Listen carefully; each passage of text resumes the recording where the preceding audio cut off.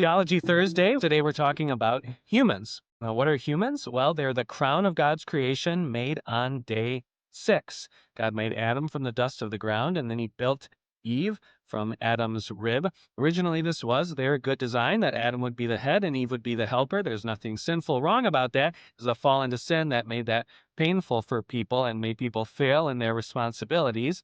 So Adam and Eve originally made different, male and female, but they were both made in the image of God. Now, what did that involve? It did involve a little bit that they were representing God in a way on earth. They were rational creatures. They could name all the animals. They were moral creatures. They knew right and wrong, and God could give them commands and expect them to do that.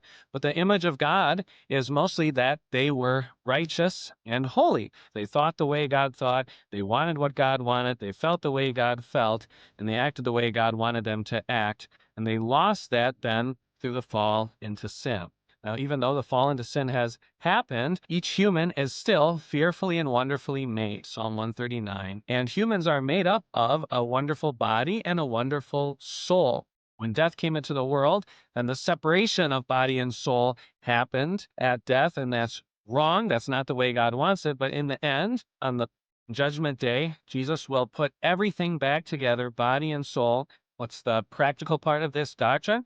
Well, first of all, know that God made you wonderfully.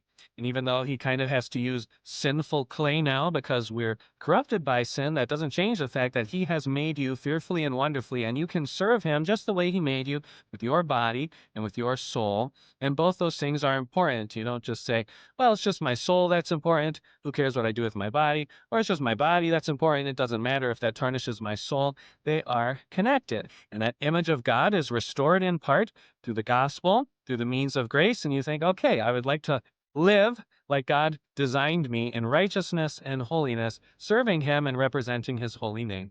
God bless your day.